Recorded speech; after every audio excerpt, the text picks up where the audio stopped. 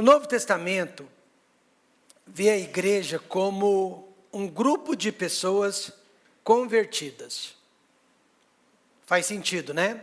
A igreja é um grupo de pessoas, mas o quê? Convertidas. E chamadas do mundo para fazerem parte de uma comunidade local.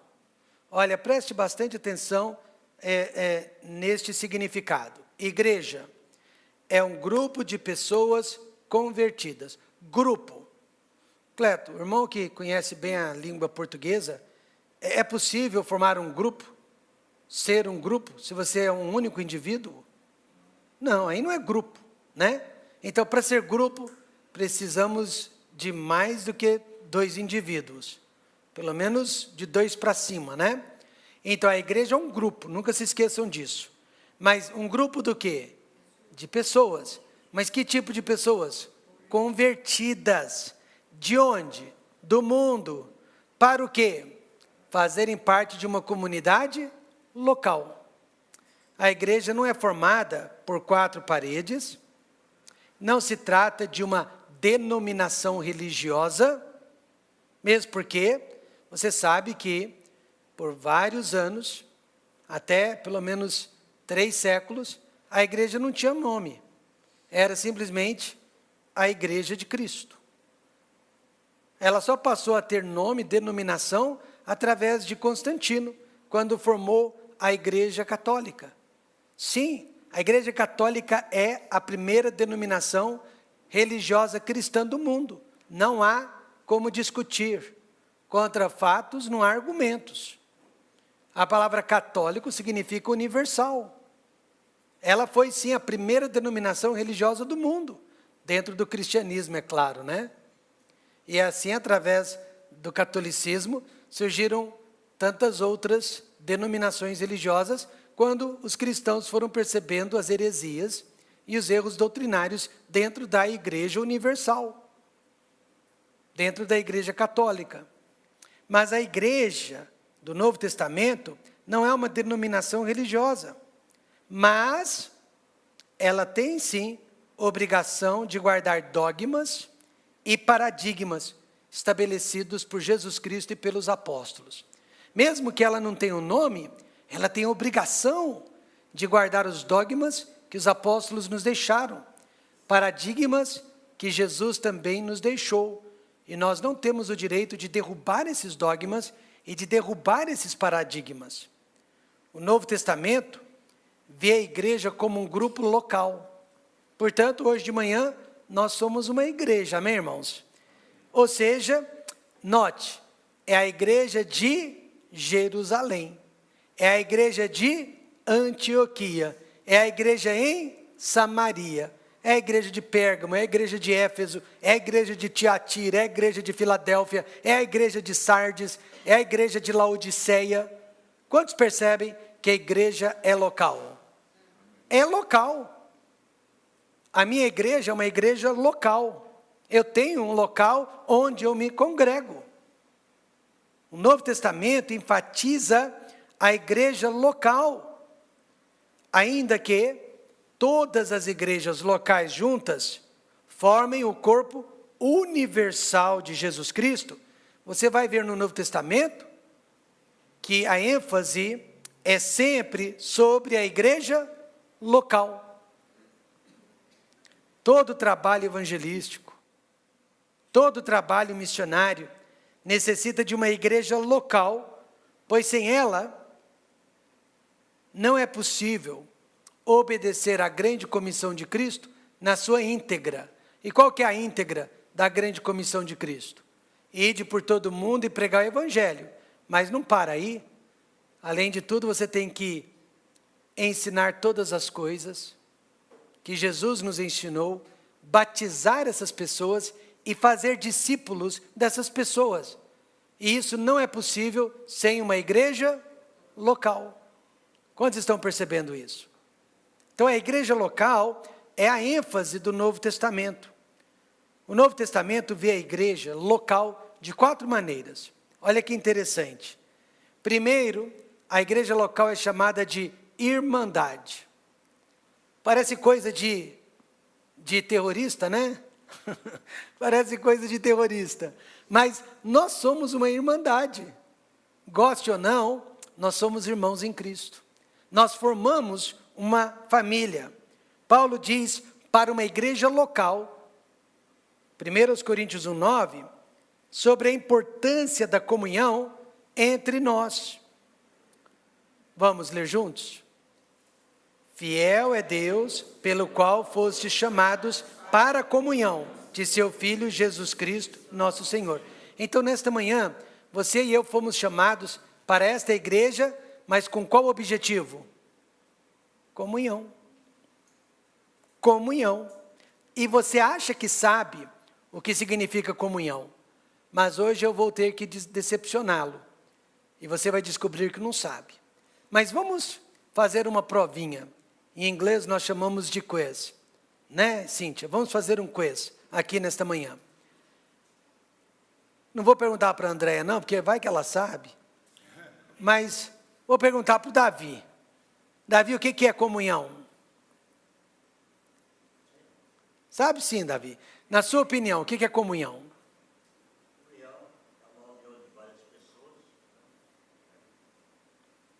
participam, vamos dizer assim, da mesma ordem, da mesma coisa. Olha, você usou a palavra-chave, participa. Gostei, gostei. Mas antes de falar participa, ele disse união. Quem mais? O que você acha que é comunhão, irmã Simone? Pessoas que estão numa comum união, na mesma... Comum união. Ela separou as palavras, hein? Gostei. Verônica, o que você acha que é comunhão? Eu vi. Você viu? Então, fala, vai. Eu vou falar que é o ato de realizar alguma coisa em conjunto. Você quis dizer, eu colei, né? É que antes de o senhor falar, eu já busco lembrar alguma palavra. Você já está aí no Google, né? Esse Google de hoje, pastor não pode mais falar besteira, né? Porque o pessoal está tudo Google para ver se é verdade o que ele falou, né? Mas não está errado, não. Mas eu falo até algumas palavras que a gente não entende. E a gente usa com muita frequência e não sabe o que significa. Mas olha, irmãos, comunhão é a palavra grega koinonia.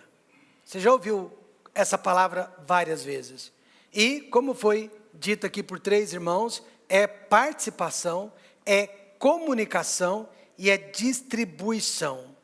Infelizmente, a palavra hoje em dia, ela é erroneamente usada para lazer e confraternidade. Eu quero decepcionar os irmãos, mas dizer que o churrasco na casa do irmão Davi não é comunhão. É lazer, mas não vamos chamar de comunhão. O vôlei que os irmãos jogavam de vez em quando, lá no condomínio do irmão Davi, não era comunhão, era lazer. Quantos estão entendendo isso? Comunhão é o que está acontecendo aqui neste exato momento. Isso é comunhão. Comunhão é o que aconteceu ontem, quando os jovens saíram de Ribeirão Preto e foram a São Carlos, né? Para participar daquele culto, ouvir aquela mensagem maravilhosa, não foi, jovens? Que nós ouvimos ontem. Comunhão é participação, mas não é só isso, é comunicação também. Pessoas precisam de nós, e nós precisamos de pessoas, e através desta comunhão, nós edificamos e ajudamos uns aos outros. E distribuição, nós distribuímos nosso tempo, nossos talentos, nossos dízimos e ofertas, para a manutenção e progresso da obra de Deus. Então, comunhão, koinonia, é participação.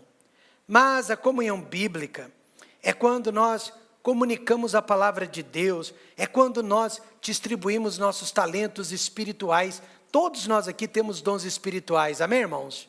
Eu sei qual é o meu, você deve saber qual é o seu, e em breve eu estarei ensinando novamente sobre os dons espirituais, porque é importante, antes de adentrar o novo prédio, que cada um de nós conheça o seu dom, para que ele seja usado de acordo com o que a palavra de Deus ensina.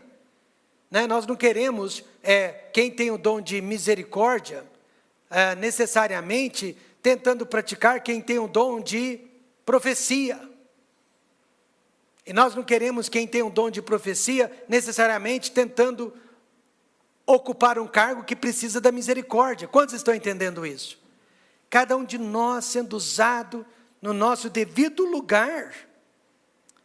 Isso só acontece, comunhão só acontece mediante os cultos e ministérios de uma igreja local. Não dá para ter comunhão sem os ministérios da igreja local.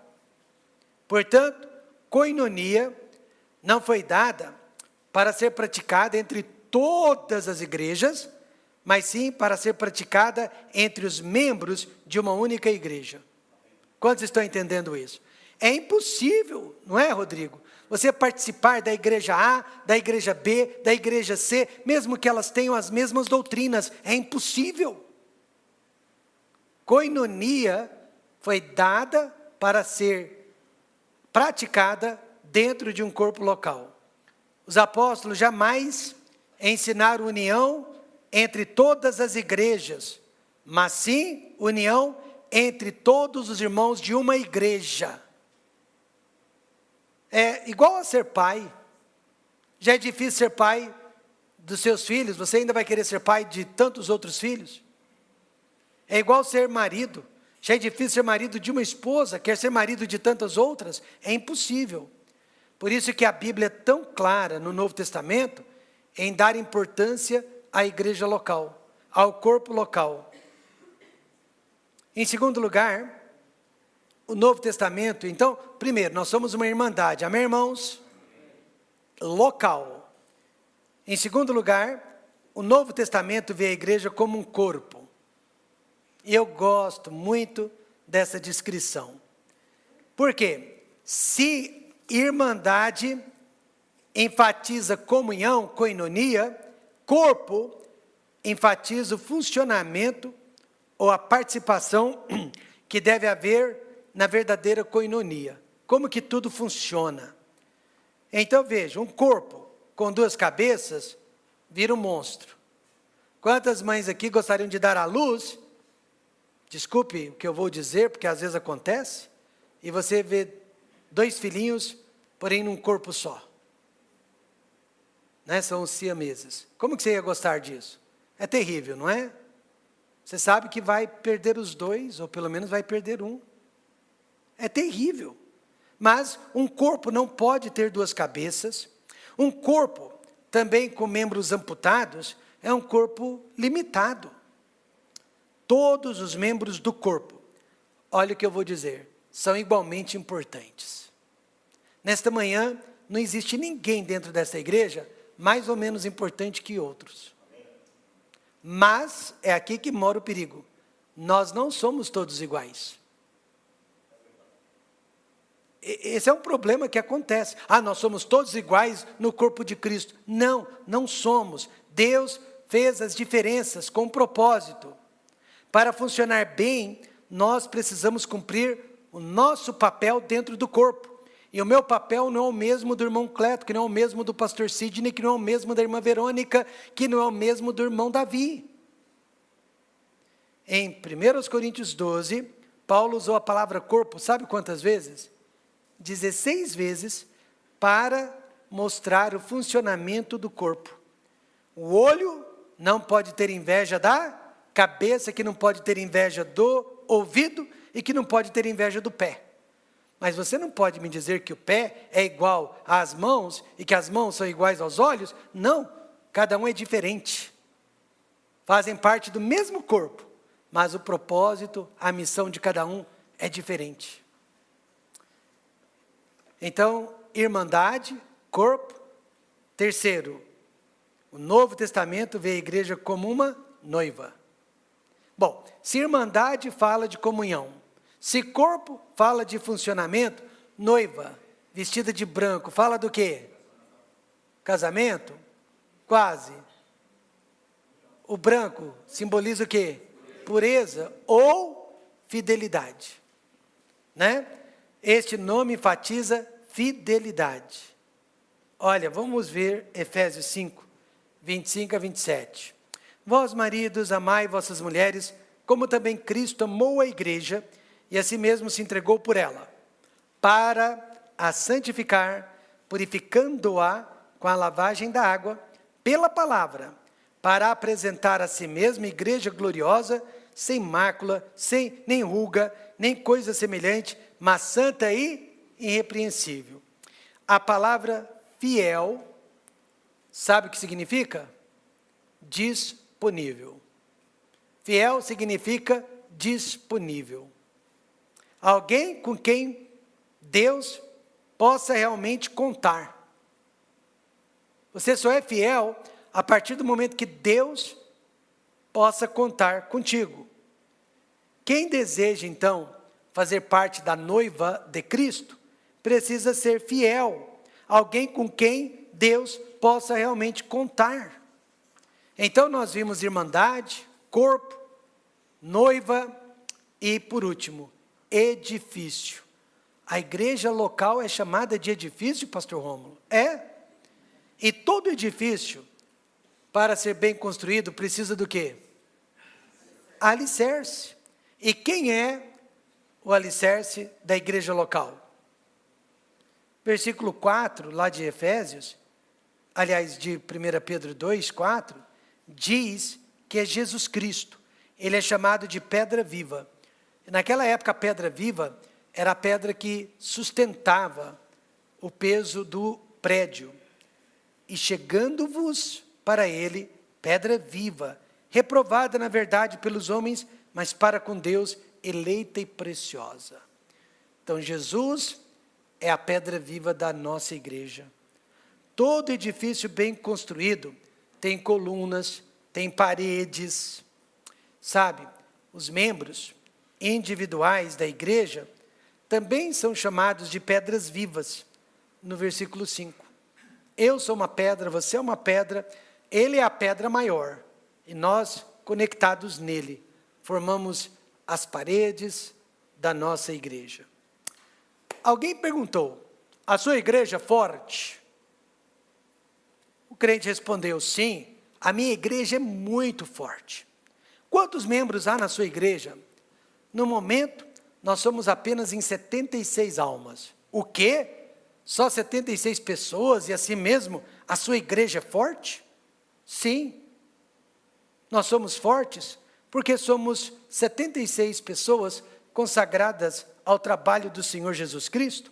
Nós ajudamos no sustento de missionários, nós estamos sempre pregando e evangelizando a palavra de Deus, nós somos dizimistas e nós não criticamos uns aos outros. Assim sendo, qualquer igreja pode ser forte, com 500 ou com apenas meia dúzia de pessoas. Amém, irmãos? Igreja forte.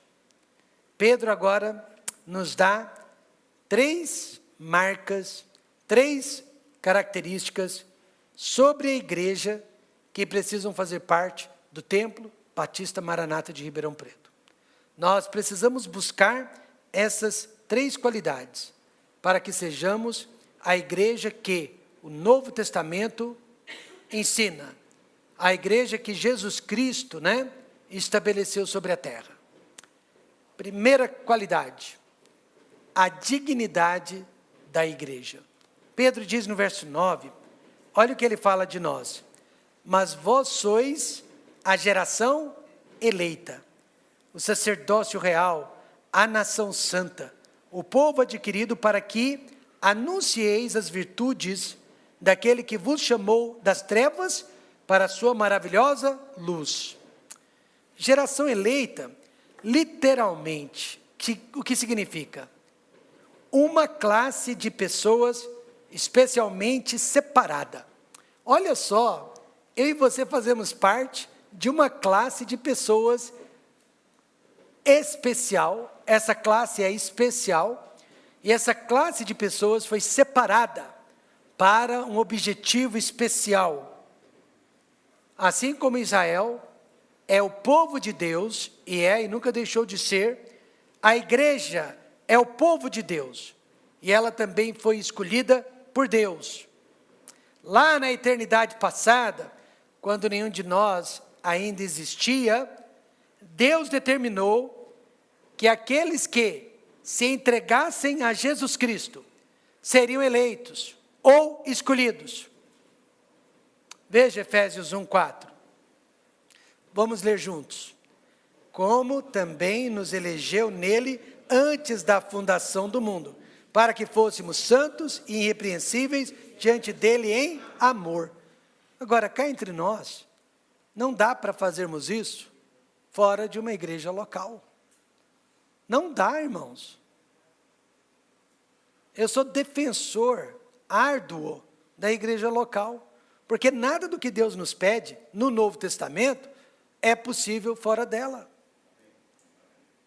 Agora, Ele nos elegeu, Ele nos escolheu antes mesmo do nosso nascimento. Eu nem preciso dizer que esta escolha, apesar de prévia, foi baseada na presciência de Deus, na onisciência de Deus, no pré-conhecimento de Deus e não no capricho de Deus. Irmãos, vou dizer algo bem claro. Se Deus fosse escolher a esmo alguns homens para a salvação e outros não, então Ele escolheria a todos sem exceção. Se a salvação fosse baseada na escolha de Deus, Ele teria escolhido a todos. Eu tenho certeza disso. Olha o que diz 1 Timóteo 2,4. Vamos ler juntos. Que quer que todos os homens se salvem e venham ao conhecimento da verdade. Só que alguns religiosos, para não usar outro termo, dizem, todos aqui é apenas uma força de expressão. Porque há outros versículos na Bíblia que todos é uma força de expressão. Mas o contexto de 1 Timóteo 2 deixa bem claro que todos é cada um sem exceção. Eu vou lhe mostrar no verso 1.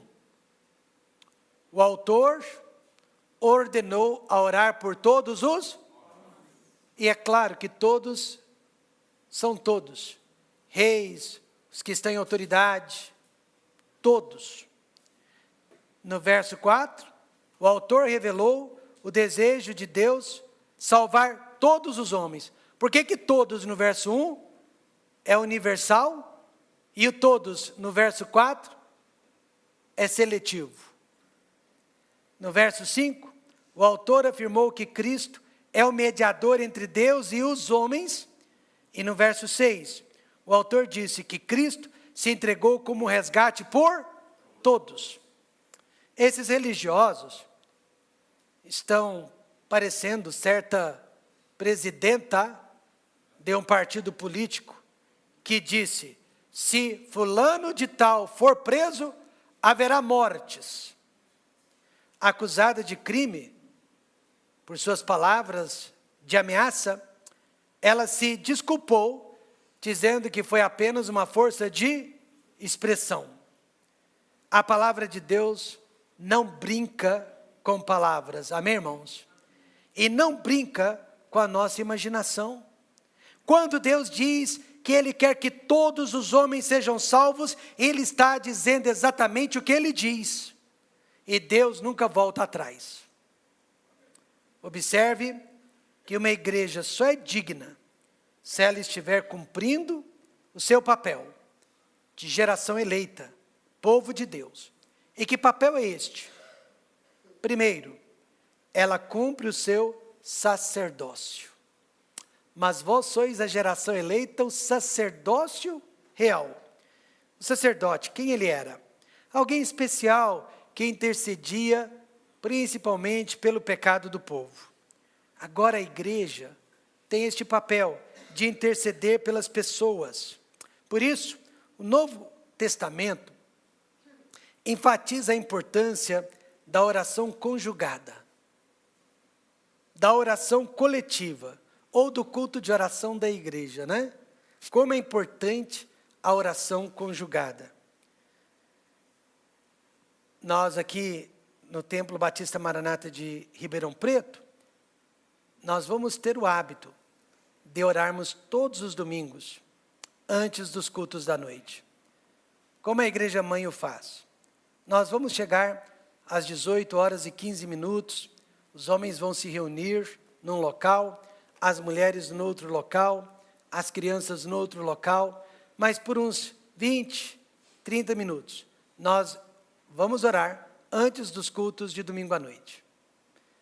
Este vai ser o nosso culto de oração como igreja. Mas de vez em quando, nós somos chamados para um culto especial de oração. Mas por que de vez em quando? Para não se tornar algo mecânico, para não se tornar um ritual, mas para ser algo especial, né? Chamativo, fantástico, maravilhoso. De vez em quando nós somos chamados para um culto especial de oração. E devemos atender a esse chamado, porque muitas pessoas estão dependendo do nosso sacerdócio.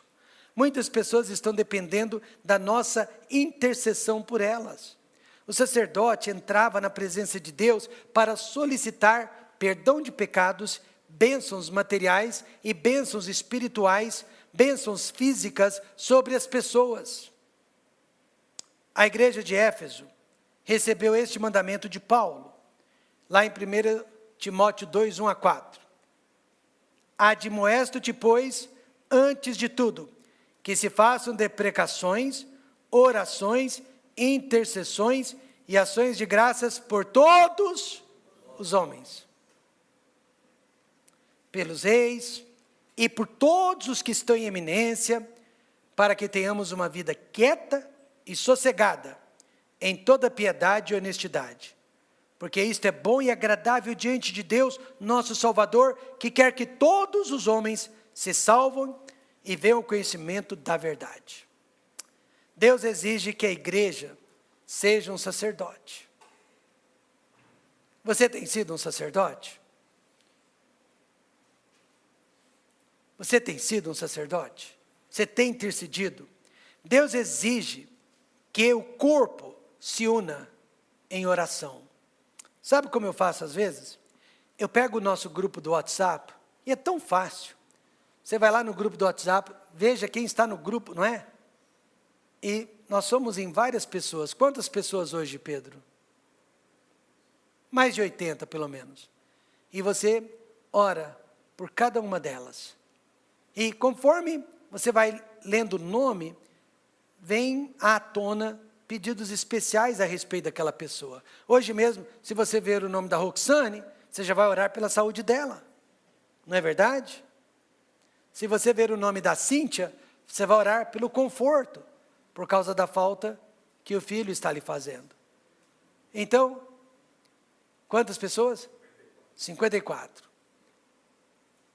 É uma maneira de interceder, de ser um sacerdote. Por isso que a igreja tem que ser local. A gente já não dá conta da nossa igreja local? Como é que eu vou dar conta das outras? Deus nunca planejou que a igreja fosse universal e que nós pensássemos na igreja em termos universais. Deus quer que nós façamos parte de um corpo local para que nós possamos praticar a verdadeira koinonia. Não tem como praticar koinonia fora de uma igreja local. Certa vez, um pintor muito famoso foi chamado para pintar uma igreja em ruínas. Na sua imaginação, o que seria uma igreja em ruínas? Todo mundo imaginou que ele iria pintar um prédio velho, em decadência, caindo as paredes. Que nada. Ele desenhou uma igreja palaciana, mármore, granito, portas de vidro, lustres caríssimos. Mas no meio de toda aquela riqueza, havia apenas 2 senhoras, sobre os joelhos, orando dentro da igreja, e todos os demais irmãos brincando e conversando do lado de fora. Então, para aquele pintor, uma igreja em ruínas é uma igreja que não está orando, não está intercedendo, não está participando, não está cumprindo o seu papel de sacerdote. Então, além de sacerdote, ela cumpre também a sua missão missionária. Olha o que Pedro disse: mas vós sois a geração eleita, o sacerdócio real, a nação santa, o povo adquirido. Até aí tudo bem. Mas para quê? Para que anuncieis as virtudes daquele que vos chamou das trevas para a sua maravilhosa luz. Não se engane, a missão principal da igreja é evangelizar. Não se engane. A nossa missão é evangelizar o perdido. Podemos usar diferentes métodos, mas a missão é a mesma para todas as boas igrejas. Certa vez, o pastor perguntou para um novo convertido, mas que veio de uma vida muito pecaminosa: o que mais te influenciou para se converter a Jesus Cristo?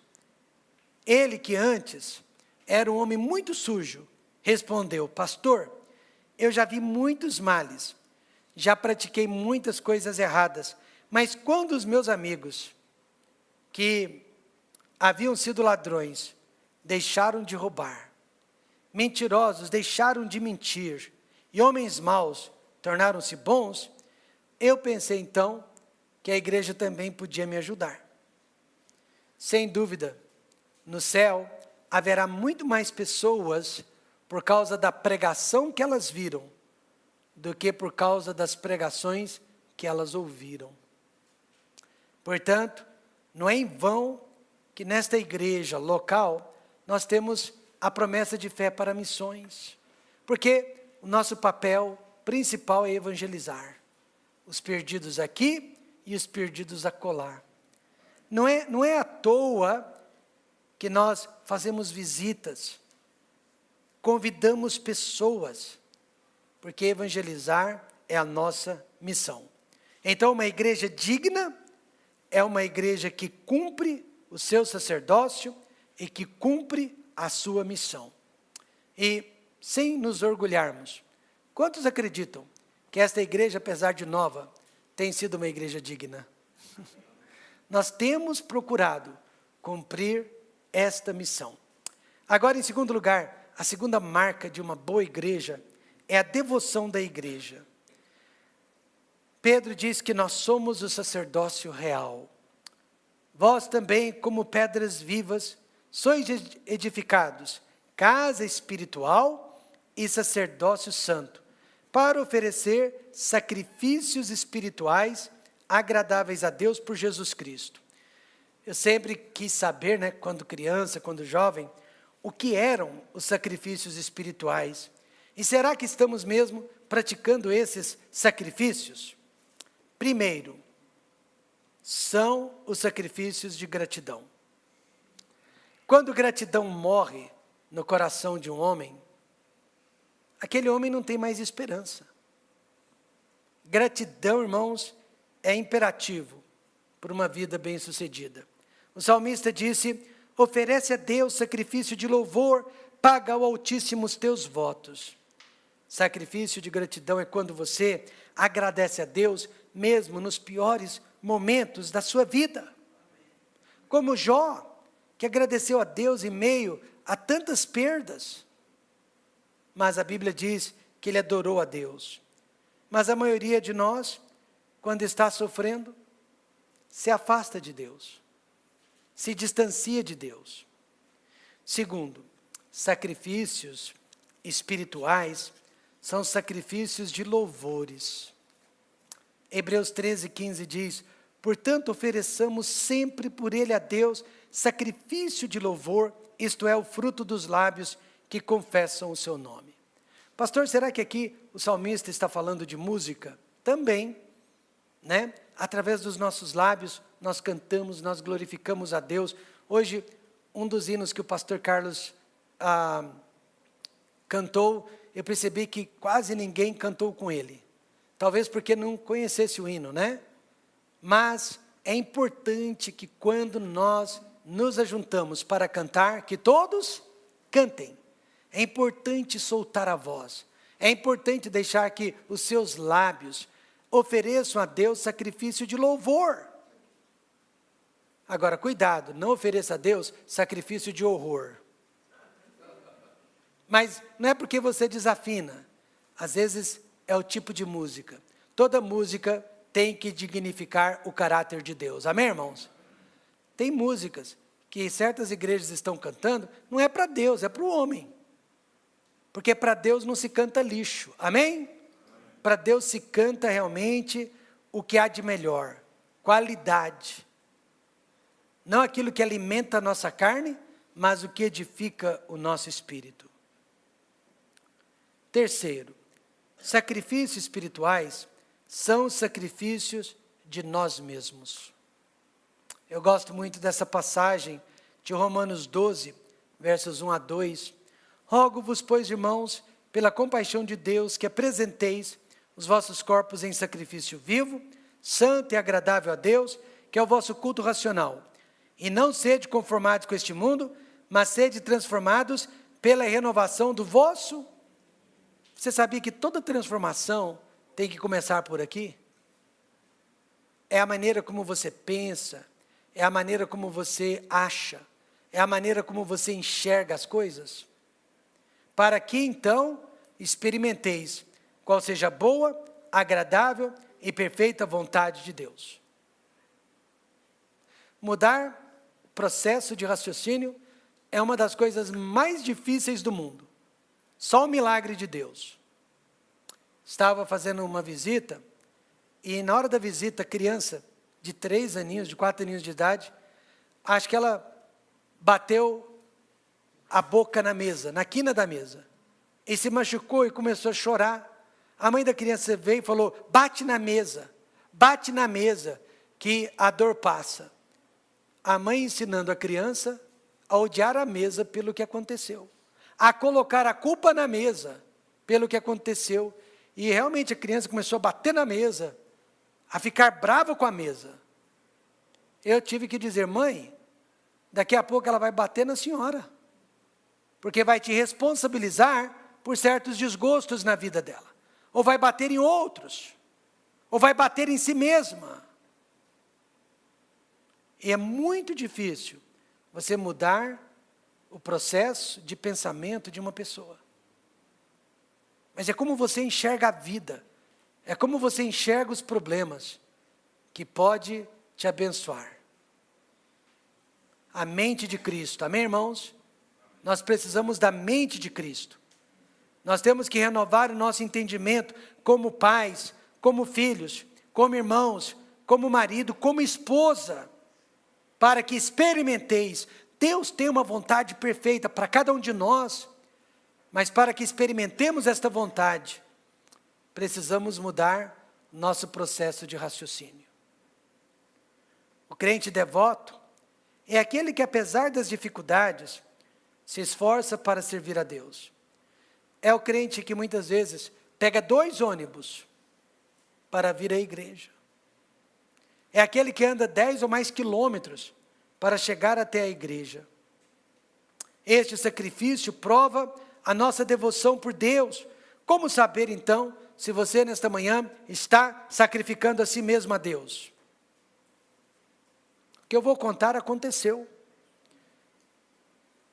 O missionário procurou uma igreja para apresentar o trabalho dele. O pastor disse, eu te recebo, mas às 3 horas da manhã no meu escritório. Isso nos Estados Unidos, na época do inverno. Às 3 horas da manhã, o missionário compareceu ao escritório do pastor, a porta estava aberta, ele entrou, mas não havia ninguém. O pastor só chegou às 8 horas da manhã para falar com aquele missionário.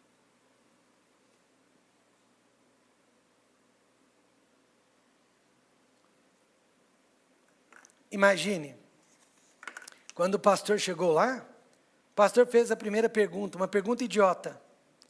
Você consegue soletrar a palavra amor? O jovem missionário, claro. A-M-O-R.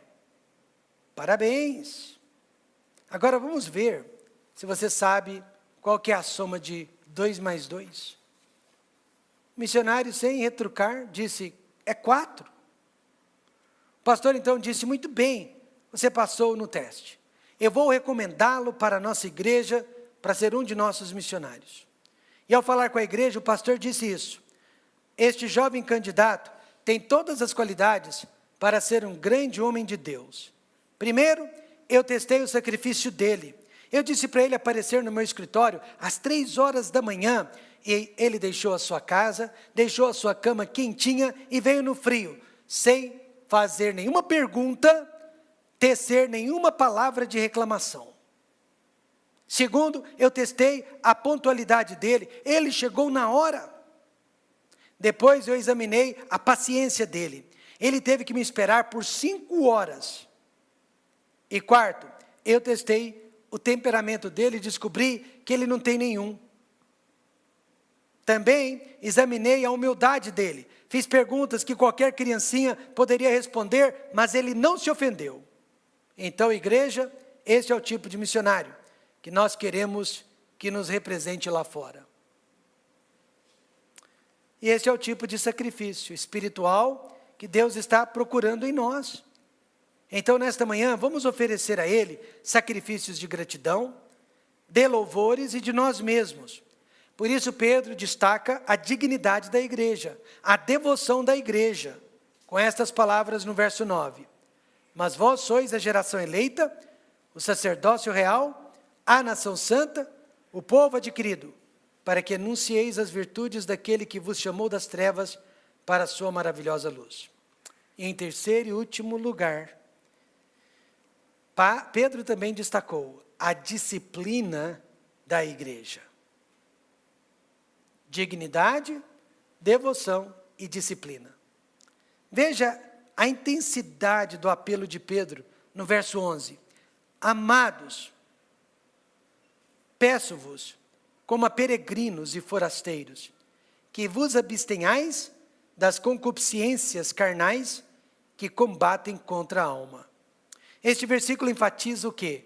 A nossa conduta e o nosso comportamento pessoal dos membros da igreja que somos.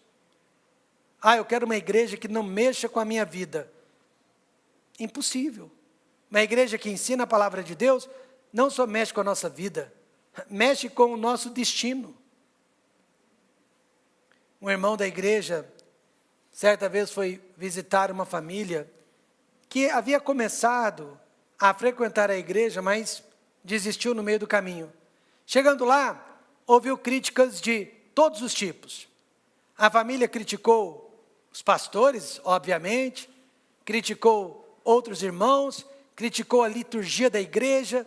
Olha, falaram mal de tudo e de todos. Mas teve uma hora que o pai de família admitiu, olha, uma coisa eu tenho que admitir, naquela igreja, os pastores só pregam o que está dentro da palavra de Deus. Quando eu fiquei sabendo disso, eu dei glórias a Deus. Eu falei, graças a Deus, podem me criticar como político, podem me criticar como sociólogo, podem me criticar como psicólogo, mas não podem me criticar como pregador da palavra de Deus. Porque é isso que eu sou, pregador da palavra de Deus. Nós vamos ficar dentro da Bíblia, custe o que custar. Agrade a quem agradar, ou ofenda a quem ofender. Nós vamos ficar dentro do livro, amém, irmãos? Nós não vamos sair nem para a esquerda, nem para a direita, mas ficar dentro do livro. Pedro, então, apresenta 3 razões porque a igreja precisa ser disciplinada. A primeira é por causa da nossa cidadania. Ele disse que nós somos peregrinos, forasteiros. Quantos anos de vida você acha que vai ter? Digamos que alguns de nós consigam realmente ultrapassar os 80 anos de vida. Mas ainda assim, não é nada. Comparado à eternidade, nós estamos aqui de passagem. Nós não vamos ficar aqui para sempre. Você sabia que todos os anos, cerca de 10 mil brasileiros adquirem a cidadania norte-americana? Mas só Deus sabe o sacrifício que foi para chegar até a cidadania norte-americana. Porém, mais importante que ser americano, que ser brasileiro, é ser um cidadão celestial. Porque, irmãos, Os Estados Unidos, o Brasil, um dia vão passar. A Bíblia diz que o mundo passa, mas é aquele que faz a vontade de Deus que permanece para sempre. Então, por causa da nossa cidadania celestial, nós precisamos fazer parte de uma igreja disciplinada. Segunda razão, por causa da nossa proteção espiritual. Igreja é para nos proteger e não para nos submeter cada vez mais aos perigos da carne, do mundo e do diabo. Ele diz que vos abstenhais das concupiscências carnais que combatem contra a alma. Ele está falando dos desejos naturais da nossa carne. E aí você providencia alimento para esses desejos dentro da própria igreja?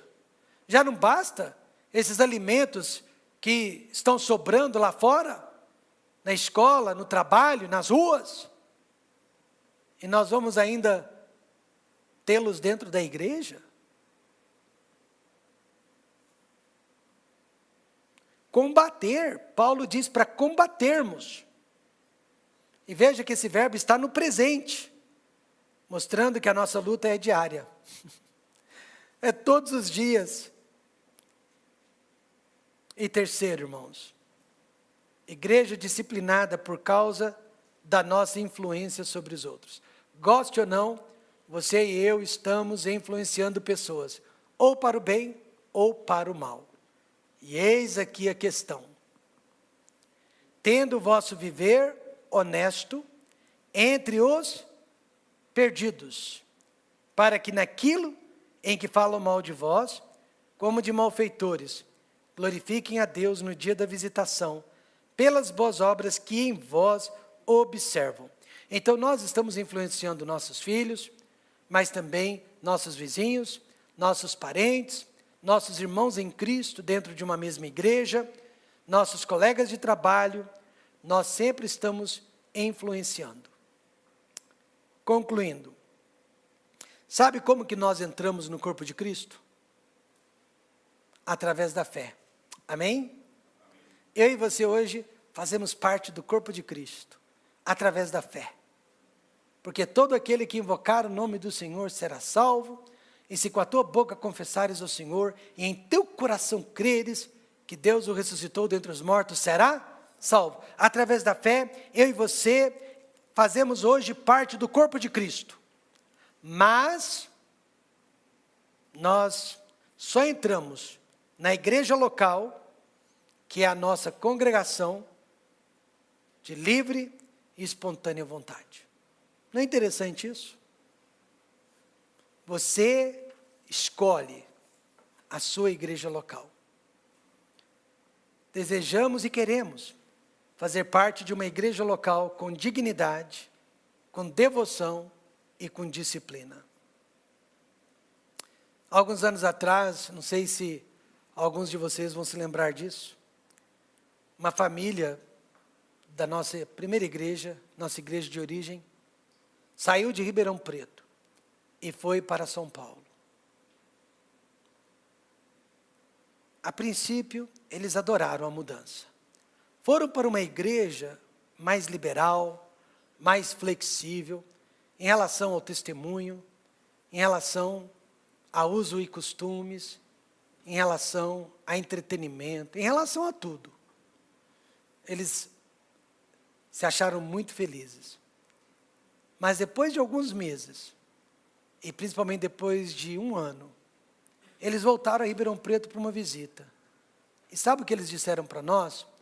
Nós éramos felizes, mas não sabíamos. Nós tínhamos tudo o que precisávamos, mas não sabíamos. Foi preciso perder para dar valor. Eles tinham uma igreja com dignidade. Eles tinham uma igreja com devoção. Eles tinham uma igreja com disciplina, mas não sabiam disso. A nossa vida deve ser medida. Olha como que nós devemos medir a nossa vida. Com o que Deus tem feito por nós. Só assim vamos conseguir devolver a Ele um pouquinho do tudo que Ele tem feito por nós. Mas eu termino dizendo isso. A igreja nunca vai ser um clube de santos. A igreja, seja ela qual for, sempre vai ser um hospital para pecadores.